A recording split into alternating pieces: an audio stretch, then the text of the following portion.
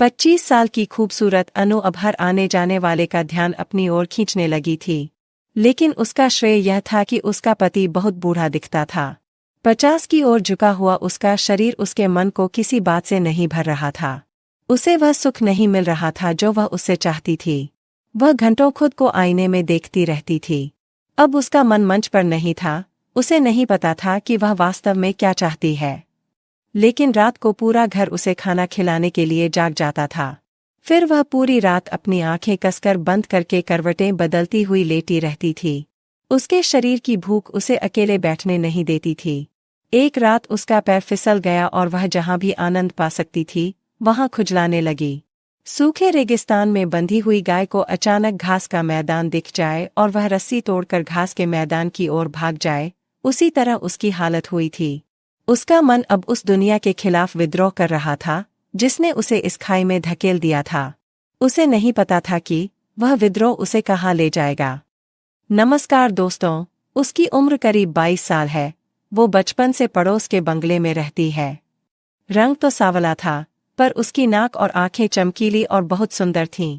लगभग 5.5 फीट लंबी और उसका सुडौल शरीर उसकी ऊंचाई के अनुरूप था। वह अलग दिखती थी। उनके चेहरे पर हमेशा प्यारी सी मुस्कान उसे एक अलग ही लुक देती थी। उसके सिर पर घूंघट हमेशा दृढ़ रहता था, कभी नहीं गिरता था।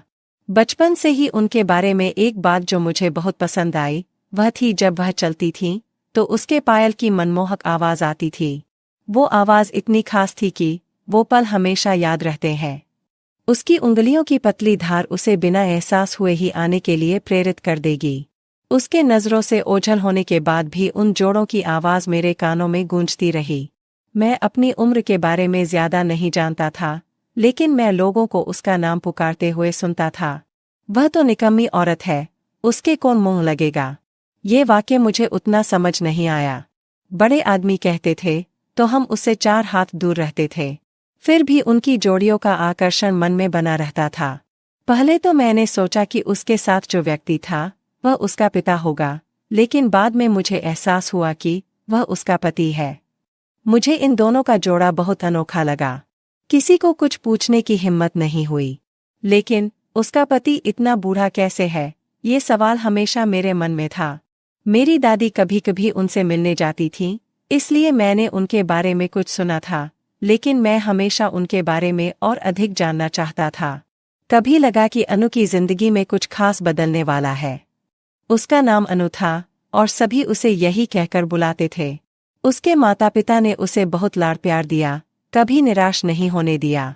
वे तो बस उसका सुखी जीवन चाहते थे। अनु, जो 10-12 साल की थी, हमेशा खुश रहती थी। वह बहुत नाजुक थी, इसलिए उसके माता पिता को उसकी शादी करने की जल्दी थी। 30-40 साल पहले लड़कियों की कम उम्र में शादी हो जाना सामान्य बात मानी जाती थी। गांव में आज भी बाल विवाह के नियम प्रचलित हैं।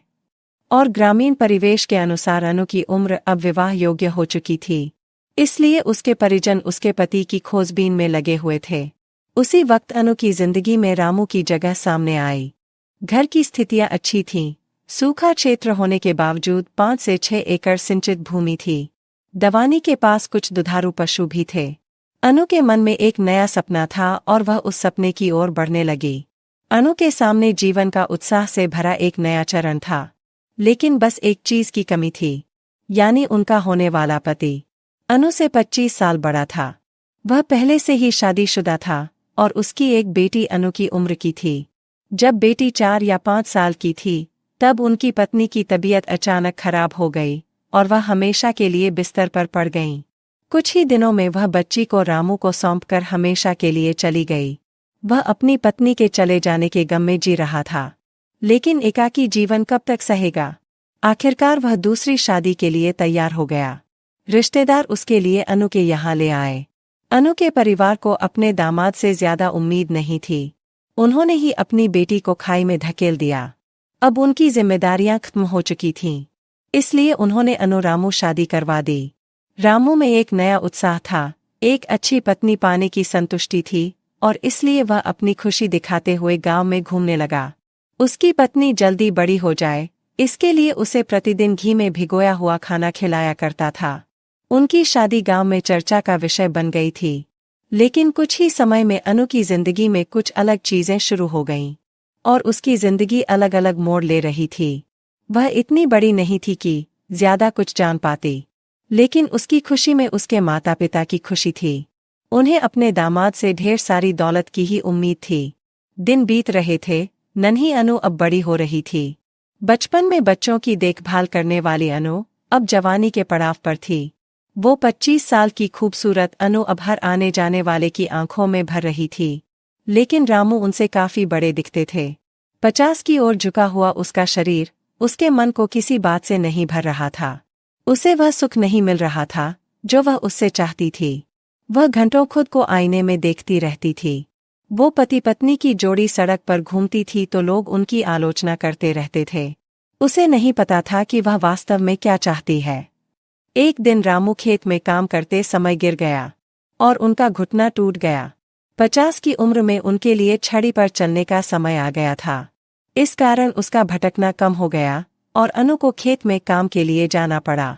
वह अपनी छोटी बेटी को घर पर रखकर खेत में काम करती थी। उसका जीवन उस लड़की पर निर्भर था और खेत में काम करते समय उसका मन पूरे दिन बच्ची पर ही रहता था। लेकिन रात को पूरा घर उसे उस चीज का एहसास करता था। फिर वह पूरी रात अपनी आंखें कसकर बंद करके करवटें बदलती हुई लेटी रहती। उसके शरीर की भूख उसे अकेले बैठने नहीं देती थी। एक रात अनु फिसल जाती है और वह सही गलत की सोच से परे हो जाती है। उसे जहां भी आनंद मिलता वह वहां से लेने लगी। सूखे रेगिस्तान में बंधी हुई गाय को अचानक घास का मैदान दिख जाए और वह रस्सी तोड़कर घास के मैदान की ओर भाग जाए। उसी तरह अनु की स्थिति हुई थी। उसका मन अब उस दुनिया के खिलाफ विद्रोह कर रहा था जिसने उसे इस खाई में धकेल दिया था। उसे नहीं पता था कि वह विद्रोह उसे कहाँ ले जाएगा। हाल ही में उनकी तबीयत लगातार बिगड़ती जा रही थी। डॉक्टर ने कुछ परीक्षण किए लेकिन कुछ नहीं हुआ। वह कम उम्र में HIV पॉजिटिव निकली। उसकी आंखें अनजाने में भरने लगीं। जो भी उससे मिलने जाता था वह उससे भीख मांगती थी। क्या तुम मेरी छोटी बच्ची को मेरे पीछे संभालोगे? मेरी बेटी नादान है। वह मेरे पीछे कैसे रह सकती है? मेरी जान तो अब उसमें ही अटकी है। अगर वह गलत है तो उसका कान पकड़ लो। कभी उसे भूखी मत रखना। यह कहते हुए उसने एक लंबा समय अकेले बिताया। वह 4 दिनों तक लड़की को अपने साथ रखकर चली गई। उसके शब्दों की आवाज़ अभी भी कानों में गूंजती है। लेकिन दुनिया को इसकी परवाह नहीं है। पुरुष प्रधान संस्कृति को बचाए रखने के लिए हमेशा एक ऐसा साथी मिलना चाहिए जो लड़की के लिए उपयुक्त हो। मुझे आपसे केवल एक ही बात कहनी है, यह पुरानी चाल ढाल को छोड़ो और एक नई शुरुआत करो। दोस्तों, कमेंट करना न भूलें और हमें बताएं कि आपको कहानी कैसी लगी।